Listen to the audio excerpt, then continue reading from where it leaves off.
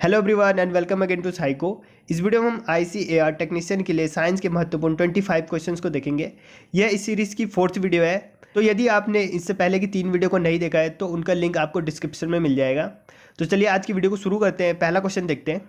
और ये वीडियो अन्य वीडियो की अपेक्षा लंबी हो सकती है क्योंकि इसमें जितने भी क्वेश्चन हैं ज़्यादातर क्वेश्चन समझने वाले क्वेश्चन है, तो इसमें मुझे आपको समझाने में ज़्यादा टाइम लग सकता है, इसलिए वीडियो लंबी होगी। आपसे अनुरोध है कि वीडियो को पूरा देखें ताकि आपको इस वीडियो से कुछ फ़ायदा हो। आपके एग्जाम में यहाँ से क्वेश्चन जरूर देखने के मिलेंगे। तो चलिए शुरू करते हैं। At constant temperature, the product of the pressure and the volume of given amount of a gas is constant. This is तो पहला देखते हैं चार्ल्स लॉ।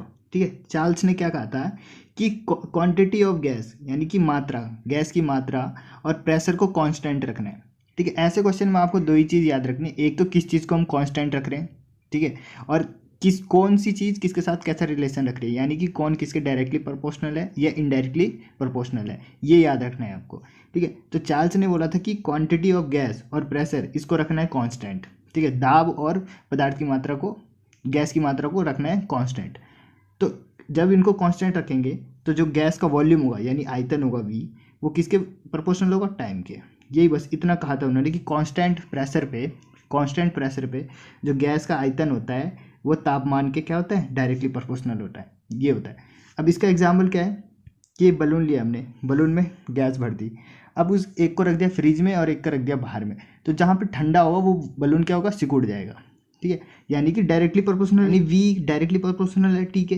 तो T बढ़ेगा तो V भी बढ़ेगा, टेम्परेचर बढ़ेगा तो V भी बढ़ेगा, और टेम्परेचर घटेगा तो V भी घटेगा, वॉल्यूम भी घटेगा।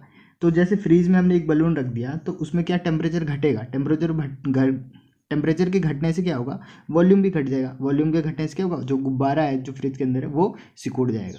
ठीक है, तो ये था चार्ल्स लॉ। ठीक है, आगे देखते हैं। अब देखते हैं बॉयल्स लॉ। ठीक है, बॉयल्स ने कहा था कि मास को और टेम्परेचर को कांस्टेंट रखना है। ठीक है, कि मास यानी द्रव्यमान और टेम्परेचर को कांस्टेंट रखना है। ठीक है, पीछे हमने प्रेशर को कांस्टेंट रखा था, अभी हमने क्या रखा है, टेम्परेचर को कांस्टेंट।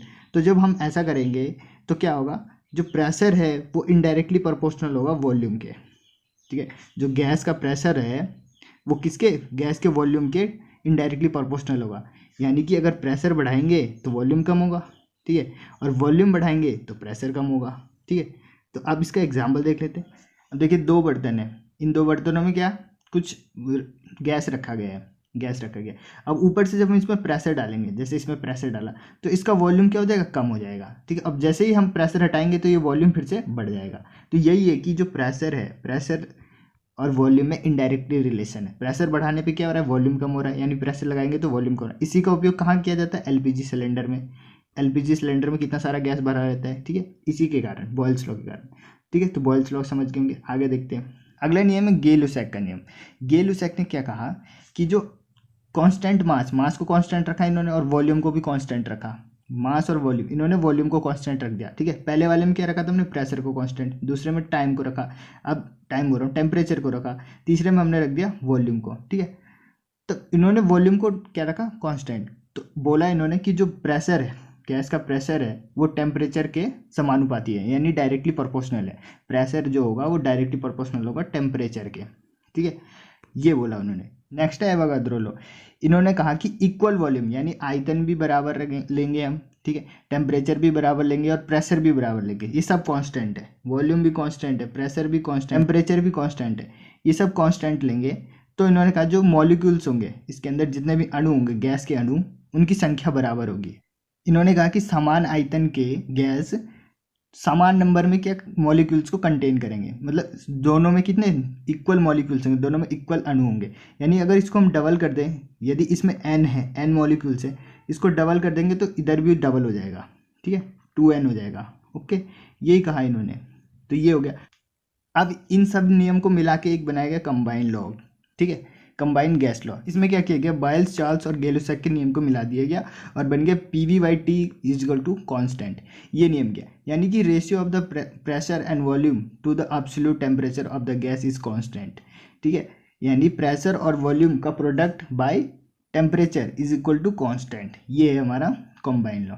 तो आप समझ गए होंगे सब। अब देखते हैं अपने क्वेश्चन पे आते हैं। क्वेश्चन क्या बोल रहा था, क्वेश्चन बोल रहा था कि कांस्टेंट टेम्परेचर, अब देखिए टेम्परेचर किस में कांस्टेंट था, कौन दूसरे वाले में था, दूसरा वाला यानी कि बॉयल्स लॉ में। पहला था चार्ल्स का लॉ, चार्ल्स लॉ में हमने क्या प्रेशर को लिया था कांस्टेंट।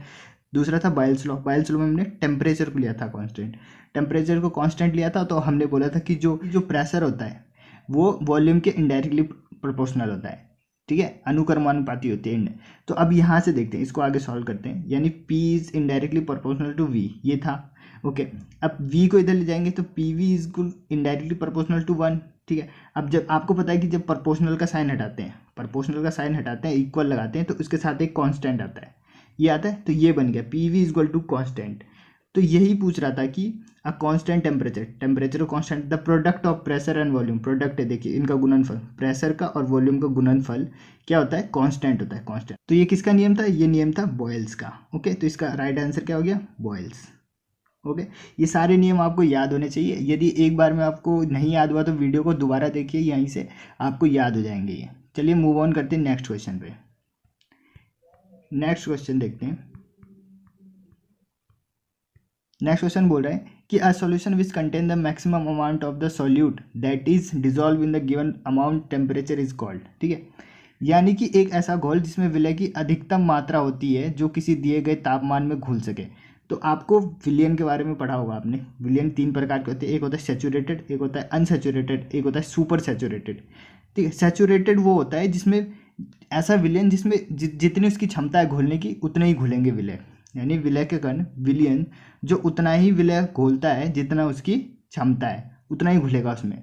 और अनसैचुरेटेड, इसमें हम क्या करेंगे, बिना टेम्परेचर को बढ़ाए, इसमें ये ध्यान रखना है, अनसैचुरेटेड में टेम्परेचर को बिना बढ़ाए उसकी क्षमता से अधिक घोल सकें, उसकी क्षमता से अधिक घोल सकते हैं। यानी कोई विलयन है उसमें हम मान के चलते कि 50 ml घोल सकते थे, अब बिना टेम्परेचर बढ़ाए हम उसमें 60 ml घोल ले रहे हैं, तो वो क्या हो गया, अनसैचुरेटेड हो गया। ओके, थर्ड होता है सुपर सैचुरेटेड।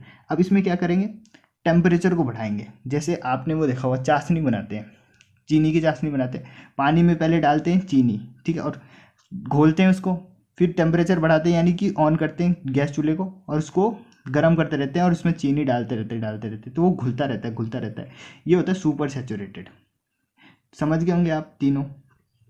तो इसमें बोला था कि बिना टेम्परेचर बढ़ाए, ठीक है, अधिक घोलना है, विलय जो उसकी क्षमता है क्षमता से अधिक घोलना है लेकिन बिना टेम्परेचर बढ़ाए। तो ये क्या था। नेक्स्ट क्वेश्चन देखते हैं। नेक्स्ट क्वेश्चन है, जीवाश्म ईंधन जलने पर मुक्त होने वाले कार्बन, नाइट्रोजन और सल्फर के ऑक्साइड डैश ऑक्साइड होते हैं, ठीक है। जब हम एक फॉसिल फ्यूल को जलाते हैं तो नाइट्रोजन और सल्फर के ऑक्साइड निकलते हैं, ठीक है। तो ये इनका नेचर कैसा होता है, नाइट्रोजन और सल्फाइड के ऑक्साइड निकलते हैं, इनका नेचर क्या होता है। बहुत ईजी है, आपको यदि पता होगा। आपको एक चीज़ बताया था मैंने पिछली वीडियो में कि जो मेटल होते हैं, मेटल कैसे बनाते हैं, जो बेसिक ऑक्साइड बनाते हैं, ठीक है, यानी एल्कलाइन ऑक्साइड बनाते हैं मेटल। और जो नॉन मेटल होते हैं, नॉन मेटल कैसे बनाते हैं, एसिडिक बनाते हैं, एसिडिक। अब आपको पता है जो नाइट्रोजन हो गया, सल्फर हो गया, ये सब क्या हो गया, ये सब क्या है, नॉन मेटल है। तो नॉन मेटल के ऑक्साइड कैसे होंगे, अम्लीय होंगे, एसिडिक होंगे, ठीक है। एम्फोटेरिक क्या होते हैं, मेटल के ऑक्साइड यानी Al2O3 है जो, और ZnO, ये दोनों एम्फोटेरिक यानी जिसमें एल्कलाइन नेचर भी हो और एसिडिक नेचर भी हो। इसका आंसर हो गया एसिडिक। एसिडिक होते हैं नाइट्रोजन ऑक्साइड और सल्फर के ऑक्साइड, ठीक है। अब एक वर्ड है फॉसिल फ्यूल, ठीक है। तो फॉसिल फ्यूल क्या होता है कि जो ये बनता है डेड एनिमल और प्लांट से। ये प्लांट और एनिमल क्या होते हैं, पृथ्वी की सतह के नीचे करोड़ों वर्ष से दबे रहते हैं। इसके वजह से प्रेशर और टेम्परेचर की वजह से ये जो एनिमल्स की बॉडी है या फिर प्लांट की बॉडी है ये बन जाती है फॉसिल फ्यूल में, ठीक है। तो इसी को बोलते हैं fossil fuel. The fossil fuel mainly 3 type के होते हैं, एक होता है कोल, ठीक है, कोयला, एक होता है ऑयल या फिर पेट्रोलियम जिससे पेट्रोल निकलता है, और एक नेचुरल गैस हो गया, ठीक है। अब हमने क्वेश्चन में देखा कि जब फॉसिल फ्यूल को जलाते हैं तब क्या नाइट्रोजन के ऑक्साइड, सल्फर के ऑक्साइड, ठीक है, कार्बन मोनोऑक्साइड, ठीक है, मीथेन, ये सब निकलते हैं। ओके, तो अब देखिए, अब जैसे एक इसका आंसर आप ऐसे भी कर सकते थे, पिछले वाले प्रश्न का आंसर आप ऐसे भी कर सकते थे कि आपको पता है कि जो एसिड रेन होता है, एसिड रेन, अगर आपको ये पता होगा तो आप ऐसे भी कर। एसिड रेन में क्या होता है, SO2 होता है, ठीक है, SO2, और SO2 क्या होगा फिर, एसिडिक होगा, एसिडिक होगा। तो ऐसे भी कर सकते थे आप पिछले प्रश्न का उत्तर, ठीक है। तो आप समझ गए होंगे फॉसिल फ्यूल क्या होता है और ये उसका नेचर क्या होता है, जो इससे जलाने से जो गैस निकलती है उसका नेचर क्या होता है। नेक्स्ट क्वेश्चन देखते हैं। नेक्स्ट क्वेश्चन है कि निम्न में से कौन सी क्रिया अनैच्छिक क्रिया नहीं है, यानी इनवॉलेंट्री नहीं है। इनवॉलेंट्री क्रिया कौन सी नहीं है इनमें से, अब देख लेते, पढ़ लेते हैं। श्वसन एक इनवॉलेंट्री क्रिया है, ठीक है। डाइजेशन जिस पे हमारा कंट्रोल नहीं होता वो होती है इनवॉलेंट्री क्रिया, और वॉलेंट्री क्रिया वो होती है जिन पे हमारा कंट्रोल होता है, ओके।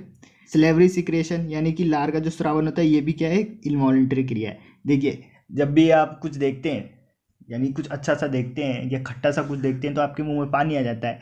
तो आप अपने मन से थोड़ी ना करते हैं। देख, हम लोग बचपन में एक गेम भी खेलते थे, उसमें ग्रुप बना लेते थे और बच्चे उसमें से प्रोडक्ट, खाने के प्रोडक्ट का नाम लेते थे। अब जिसके मुंह में पानी आ जाता था वो हार जाता था, ठीक है। तो ज़्यादातर बच्चे खट्टे पदार्थों का नाम लेते थे, जैसे नींबू हो गया, नींबू का नाम लेते साथ मुंह में पानी आ जाता था, ठीक है। तो ये, इस पर हमारा कोई कंट्रोल नहीं है, ठीक, इस पर हमारा कोई कंट्रोल नहीं है, एक इनवॉलेंट्री क्रिया है।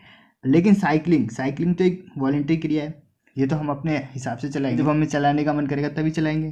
तो इसमें से हमारा आंसर क्या हो गया, साइकिलिंग, ओके। नेक्स्ट क्वेश्चन देखते हैं। निम्न में से कौन डायबराइनर त्रिक का उदाहरण नहीं है? 3 त्रिक दिए तो डायबराइनर ने, ठीक है। Lithium, sodium, potassium, calcium, strontium, barium और क्लोरीन, ब्रोमीन, आयोडीन, ठीक है। ये तीनों आपको याद होने चाहिए, lithium, sodium, potassium, calcium, strontium, barium और क्लोरीन, ब्रोमीन, आयोडीन, ओके। तो क्वेश्चन देखते हैं। क्वेश्चन में होता है निम्न में से कौन सा नहीं है? लिथियम, सोडियम, पोटेशियम है, क्लोरीन, ब्रोमीन, आयोडीन भी है, कैल्शियम, स्ट्रॉन्शियम, बेरियम भी है, लेकिन ये नहीं है, हाइड्रोजन, फ्लोरीन, क्लोरीन ये नहीं होता है। तो हमारा आंसर हो गया hydrogen, fluorine, chlorine, okay. Next question देखते हैं। नेक्स्ट क्वेश्चन है, निम्न में से कौन सी धातु ठंडे या गर्म पानी के साथ अभिक्रिया नहीं करती? तो ये भी आपको पता होना चाहिए। रिएक्टिविटी सीरीज आपको याद हो गई होगी अभी तक, ठीक है। देख लेते हैं रिएक्टिविटी सीरीज। ये रिएक्टिविटी सीरीज आप इसे याद कर लीजिए, ठीक है। इसकी ट्रिक ये होती है, काशीनाथ कमाली आलू जरा फीके पकाता है, ठीक। इसका आप स्क्रीनशॉट ले सकते हैं और इसे याद कर सकते हैं ऐसे। ऊपर के जो एलिमेंट है, देखिए रिएक्टिविटी सीरीज ऐसे बढ़ता है नीचे से ऊपर, यानी ऊपर वाले ज़्यादा रिएक्टिविटी होंगे, नीचे वाले कम होते हैं। तो जो पोटेशियम और सोडियम है, ठीक है, पोटेशियम और सोडियम ये क्या करेंगे, हॉट वाटर के साथ भी करेंगे, कोल्ड वाटर के साथ भी करेंगे, ठीक है। स्टीम यानी कि भाप के साथ भी करेंगे और ऊष्मा के साथ भी करेंगे, नहीं हीट के साथ भी करेंगे ये। तो इन चारों के साथ ये ऊपर के 2 करते हैं। अब कैल्शियम को देखते हैं। कैल्शियम हॉट वाटर के साथ करेगा, कोल्ड वाटर के साथ करेगा, स्टीम के साथ करेगा, लेकिन ये ऊष्मा के साथ नहीं करेगा, ओके। अब देखते हैं मैग्नीशियम का। मैग्नीशियम क्या करेगा, केवल हॉट वाटर और स्टीम के साथ करेगा, ये कोल्ड वाटर के साथ नहीं करेगा, ठीक है, मैग्नीशियम। अब इसके नीचे हो गया एल्युमिनियम, जिंक और आयरन। एल्युमिनियम, जिंक और आयरन ये सिर्फ ओनली स्टीम के साथ करेंगे, सिर्फ भाप के साथ करेंगे, ओके। और ये इधर नीचे वाले जो होते हैं लेड से जितने भी नीचे हैं, ये अभिक्रिया नहीं करेंगे, चाहे स्टीम हो चाहे हॉट वाटर, कोल्ड वाटर, ये किसी के साथ भी अभिक्रिया नहीं करेंगे, ओके। ये हो गया। अब देखते हैं हमारा क्वेश्चन बोल रहा था कि निम्न में से कौन सी धातु ठंडे या गर्म पानी के साथ अभिक्रिया नहीं करती। देखिए, ठंडे या गर्म, यहाँ से ऊपर सब कर रहे हैं, ठंडे से गर्म। मैग्नीशियम है, जो मैग्नीशियम ये ठंडे से नहीं कर रहा था, ठीक है, लेकिन मैग्नीशियम क्या ऑप्शन में, हाँ जी ऑप्शन में है मैग्नीशियम क्या, लेकिन ये गर्म से कर रहा है, तो ये भी ऑप्शन, ये हमारा ऑप्शन सही नहीं हो सकता, ठीक है। तो मैग्नीशियम, क्योंकि ये बोल रहा है ठंडे या गर्म दोनों बोल रहा है, इससे अभिक्रिया नहीं करेगा। मैग्नीशियम तो गर्म से कर रहा है, ओके। और देखते हैं मैग्नीशियम। एल्युमिनियम क्या है, ये ना तो ठंडे से करेगा ना गर्म से। ये जो एल्युमिनियम, जिंक और आयरन ये क्या करेंगे, सिर्फ स्टीम के साथ करेंगे। तो इनमें से देख लेते हैं, अगर ऑप्शन में मिल गया एल्युमिनियम, जिंक और आयरन। एल्युमिनियम, जिंक, देखिए जिंक है ऑप्शन में, तो जिंक हो गया हमारा राइट आंसर, ओके। ये आपको जो रिएक्टिविटी सीरीज है, ये आपको ऐसी याद करनी है कि गर्म के साथ कौन करेगा, ठंडे के साथ कौन करेगा, ये ऐसे ही आपको याद रखना है, ठीक है। नेक्स्ट क्वेश्चन देखते हैं। एस्प्रिन है। एस्प्रिन क्या है? एस्प्रिन एक एंटीपायरेटिक है, ठीक है, ज्वरनाशी है एक, ठीक है, हिंदी में ज्वरनाशी बोलते हैं। तो एस्प्रिन, ज्वरनाशी, एस्प्रिन हो गया, पैरासीटामोल हो गया, ये सब, ठीक है। देखिए, जहाँ पे भी पायरो वर्ड मिल गया ना आपको, पायरो का मतलब ही होता है हीट से, थर्मल से। तो जहाँ पे भी पायरो मिल गया, जैसे कि पायरोमीटर, तो वो क्या मेजर करेगा, हीट को मेजर करेगा। तो आप ऐसे भी कर सकते थे, पायरो मतलब हीट के लिए होता है, ज्वरनाशी होता है, ओके। नेक्स्ट क्वेश्चन देखते हैं। नेक्स्ट क्वेश्चन है कि एंटीसेप्टिक की तैयार में निम्नलिखित में से किसका उपयोग किया जाता है? एंटीसेप्टिक बनाने में निम्नलिखित में से किसका उपयोग किया जाता है? एंटीसेप्टिक बनाने के लिए देखिए आयोडीन का उपयोग किया जाता है, ठीक है। नेक्स्ट क्वेश्चन है कि अल्फ्रेड नोबेल, जिन्होंने कि नोबेल पुरस्कार की स्थापना की थी, यानी उनके नाम पे नोबेल पुरस्कार दिया जाता है, उन्होंने किस चीज़ का आविष्कार किया था? ये तो आप सबको ही पता होगा कि डायनामाइट का किया था उन्होंने आविष्कार, ठीक है। ये तो बहुत ईजी क्वेश्चन था। नेक्स्ट क्वेश्चन देखते हैं। नेक्स्ट क्वेश्चन कि आई वॉश में इस्तेमाल किया जाने वाला एसिड कौन सा है? आई वॉश, ठीक है। आंखों में इरिटेशन होती है, खुजली होती है, रेडनेस टाइप का हो जाता है, तो एक ड्रॉप आता है, एक आंखों में डालने वाला ड्रॉप आता है, या फिर एक लिक्विड आता है जिससे हम आंखों को धोते हैं, उसमें कौन सा एसिड होता है? तो उसमें होता है बोरिक एसिड, ठीक है। इसको याद रखना है आपको, बोरिक एसिड। नेक्स्ट क्वेश्चन है कि एक विद्यार्थी ने संयोगवश एसीटोन को अल्कोहल के साथ मिला दिया। एसीटोन और अल्कोहल के इस मिश्रण को कैसे अलग किया जा सकता है? कितना अच्छा क्वेश्चन है ये, देखिए। एसीटोन और अल्कोहल को मिला दिया गया, अब इसको अलग करना है, इसके लिए कौन सी विधि का हम उपयोग करेंगे? ठीक है, तो इसके लिए हम करेंगे डिस्टिलेशन का, डिस्टिलेशन यानी आसवन विधि का प्रयोग करेंगे। ठीक है, डिस्टिलेशन मेथड का इसमें क्या करते हैं, इस विधि द्वारा दो संगठनों यानी कि कंपोनेंट जिनके जो बॉइलिंग पॉइंट है उनमें अंतर है, यानी एक का बॉइलिंग पॉइंट ज़्यादा होगा एक का कम होगा, ऐसे मिश्रणों को हम अलग कर सकते हैं। तो एसीटोन का क्या होता है, कम होता है अल्कोहल से, तो जब हम गर्म करेंगे तो एसीटोन पहले भाप बन के उड़ जाएगा। अब भाप बन के उड़ेगा, ऊपर हम उसको किसी अन्य बर्तन में कलेक्ट कर लेंगे, उसको अन्य बर्तन में कलेक्ट कर लेंगे। इस प्रकार जो अल्कोहल नीचे रह जाएगा और जो एसीटोन है वो दूसरे बर्तन में कलेक्ट हो जाएगा। तो ठीक है, इसलिए हम डिस्टिलेशन मेथड का उपयोग करेंगे। डिस्टिलेशन मेथड का उपयोग कब किया जाता है, जब दो संगठनों के बीच बॉइलिंग पॉइंट में डिफरेंस होता है, यानी उनके क्वथनांक बिंदु में डिफरेंस होता है, तब इस मेथड का उपयोग करते हैं। ठीक, इसका आंसर हो गया डिस्टिलेशन। नेक्स्ट देखते हैं, एक घर में एक माह में 30 यूनिट ऊर्जा की खपत हुई, जूल में यह एनर्जी कितनी होगी? ओके, जूल में कन्वर्ट करना है, इजी क्वेश्चन है। देखिए, आपको पता है कि एक यूनिट बराबर होता है 1 kilowatt, 1 kilowatt hour, 1 kilowatt hour, और 1 किलोवाट आवर बराबर होता है 3.6 इंटू 10⁶ जूल। ठीक है, तो 1 किलोवाट बराबर इतना है, तो 300 किलोवाट बराबर कितना होगा, इसे इंटू कर देंगे। ठीक है, 300 इंटू 3.6 इंटू 10⁶, इसको इंटू करेंगे तो ये आ गया 18। ठीक है, 9 और 1 10 और डबल 0, ओके, इंटू 10⁶। ठीक, अब एक पॉइंट है, एक पॉइंट यहाँ लगा देंगे। ओके, अब देखिए ऑप्शन में ऐसा कुछ है, ऑप्शन के अकॉर्डिंग सेट कर लेते हैं अपने आंसर को, अपने आंसर को ऑप्शन के अकॉर्डिंग सेट करते हैं। तो देखिए, अगर मैं यहाँ से 1 0 इसमें ऐड कर दूंगा तो होगा 108 इंटू 10⁷।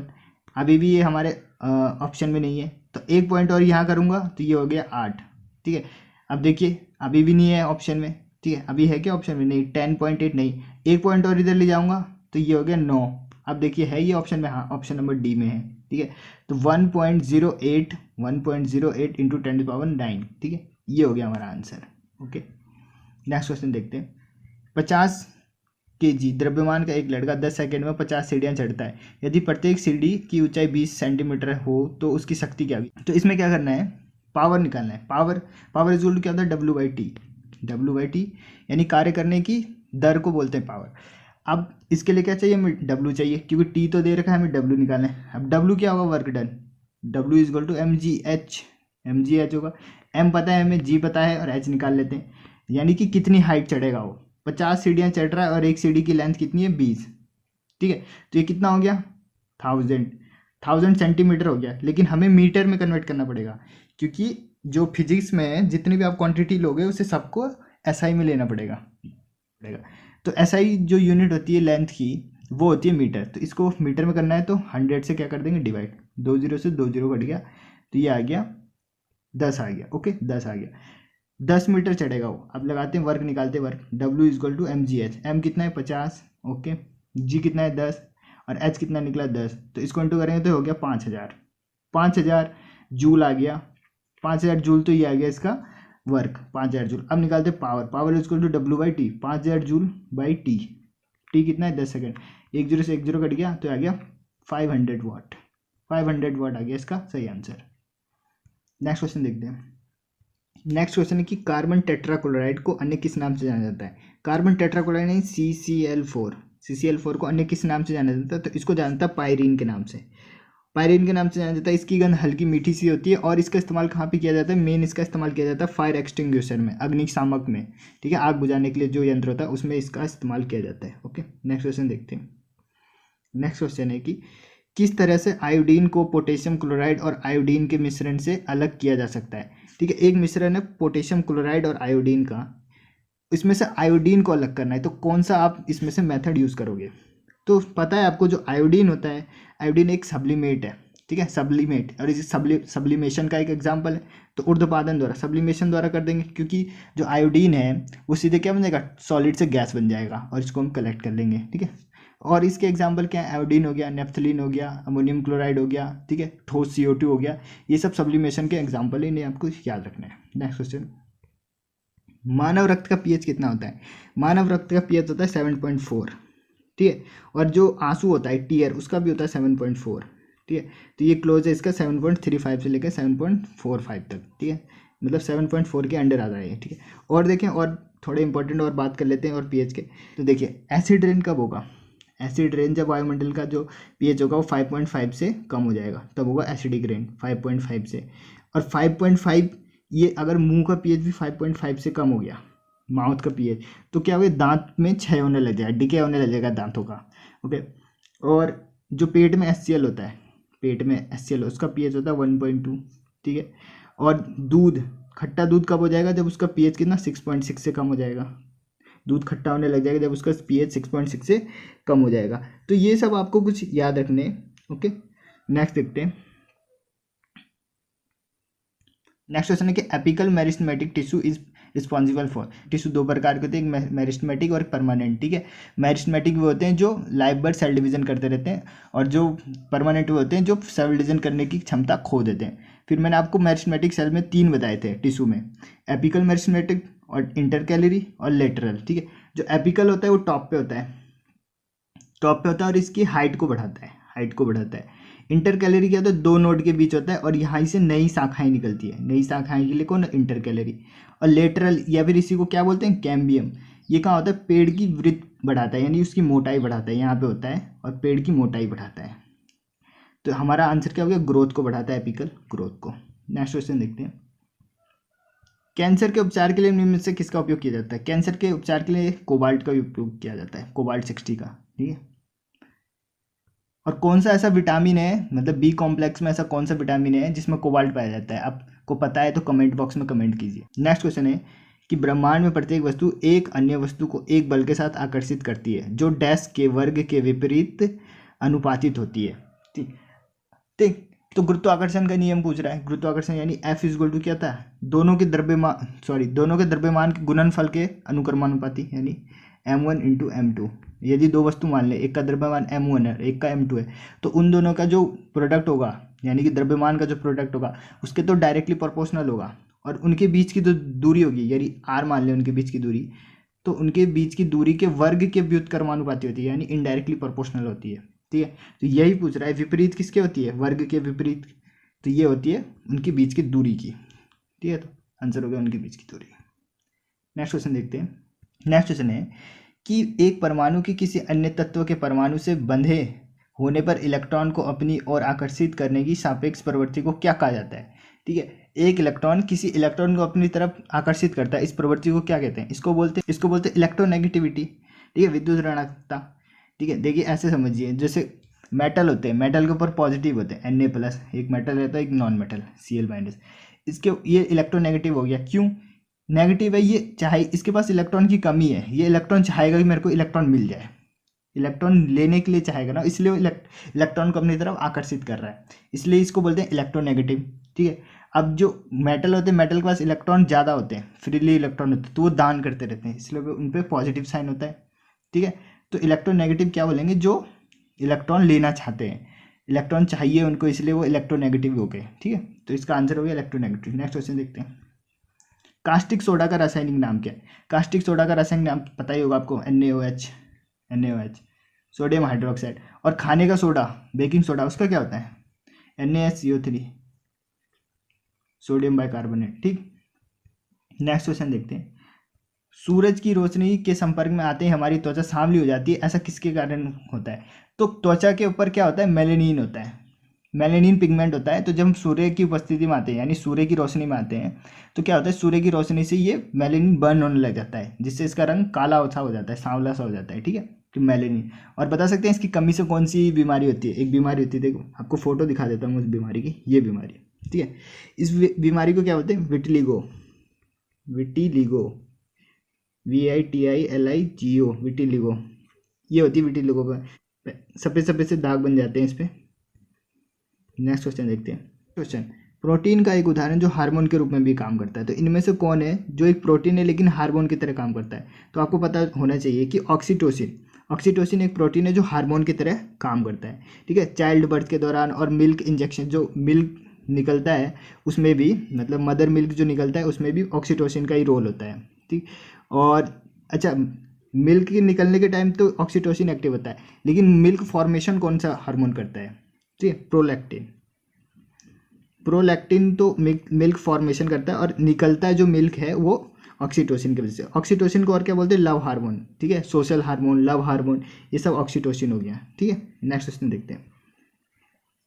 नेक्स्ट क्वेश्चन है, एक लड़की को अपने चेहरे की उभरी हुई छवि को उसके प्राकृतिक आकार के 4 गुना अधिक देखने के लिए 120 सेंटीमीटर के त्रिज्या के अवतल गोलाकार दर्पण के सामने कितनी दूरी पर खड़ा होना होगा, ठीक है।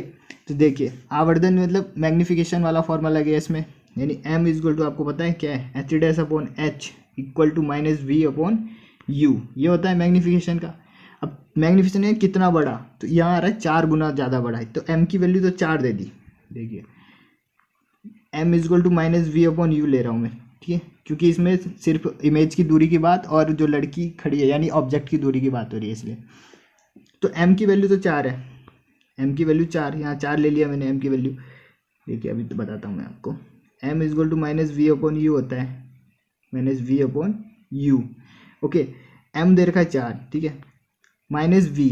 अब u देखिए हमेशा माइनस में लेते हैं क्योंकि उसे मिरर के सामने रखते हैं, इधर लेफ्ट हैंड साइड में, लेफ्ट हैंड ये है ना, इधर रखते हैं, इधर की सारी दूरियां कैसी होती है, नेगेटिव में होती है, तो u ले लिया हमने माइनस, ठीक। यहाँ से ये कट गया, ओके। तो जब v की वैल्यू क्या आ गई, v की वैल्यू आ गई 4u, v की वैल्यू आ गई 4u, v की वैल्यू आ गई 4u। अब याद रखना है आपको, और क्वेश्चन में त्रिज्या दिया हुआ है, अवतल जो दर्पण है उसकी त्रिज्या दे रखी है, यानी 8 दे रखा है, 8 दे रखा है, तो यहाँ से हम f निकाल सकते हैं क्योंकि f इज इक्वल टू क्या होता है, r/2। तो अगर त्रिज्या 120 है तो f कितना हो गया, इसका आधा हो गया यानी 60, f हो गया 60, ओके। अब लगा देते हैं इसमें मिरर वाला फॉर्मूला, यानी 1/f equal to 1/v plus 1/u, ठीक है, ये लगा देते हैं, प्लस होता है मिरर के फॉर्मूले में, ओके। अब देखिए f पता है हमें, v पता है, v की वैल्यू यहाँ रख देते हैं, ठीक है। इसको आगे सॉल्व करते हैं, यानी 1/60। अब आपको पता होगा जो अवतल दर्पण है, अवतल दर्पण में फोकस क्या होता है, नेगेटिव होता है, यानी f क्या होती है, नेगेटिव, इसलिए नेगेटिव ले लिया हमने। और अभी हमने निकाला v की वैल्यू कितनी है, 4u रख दिया यहाँ पे, ठीक है, प्लस u हमेशा हम नेगेटिव में लेना है, नेगेटिव ले लिया। अब इसको आगे सॉल्व करेंगे, 1/-60, ठीक है, इसको यहाँ इंटू कर देंगे तो 4u² हो जाएगा, -u प्लस 4u, ठीक है। इसको आगे सॉल्व करेंगे तो ये आ जाएगा, उसको मिटा देता हूँ मैं, 1/-60 इक्वल टू 3u/4u, 3u/4u। इसको इधर भेज देंगे, इसको इधर भेज देंगे, ओके। तो 4u² इक्वल टू हो गया 80u, एक u से एक u कट गया, यानी 4u की वैल्यू हो गई 180। 4 से इसको काटेंगे तो 4 चौको 16 और 4 बने 20, 45 आ गया इसका आंसर। तो 45 सेंटीमीटर आ गया, ओके। u की वैल्यू कितनी आ गई, 45 सेंटीमीटर, तो ये हो गया हमारा आंसर, ठीक। नेक्स्ट क्वेश्चन देखते हैं। Bending of light waves around an obstacle is called, ठीक। इस फिनोमेना को क्या कहते हैं, जब लाइट वेव किसी ऑब्जेक्ट है उसके किनारे से मुड़ जाती है, इस फिनोमेना को क्या कहते हैं, उसको बोलते हैं विवर्तन, ठीक है, डिफ्रैक्शन बोलते हैं इसको, ओके। अपवर्तन पता है आपको, अपवर्तन, ठीक है, एक माध्यम से दूसरे माध्यम में जाती है तो ये अपने मार्ग से विचलित हो जाती है। परावर्तन पता है आपको, टकरा के वापस उसी माध्यम में आ जाती है। प्रकीर्णन पता है आपको, स्कैटरिंग, फैलाव हो जाता है, कणों के कारण फैलाव हो जाता है, ठीक है। तो इसका आंसर क्या हो गया, विवर्तन।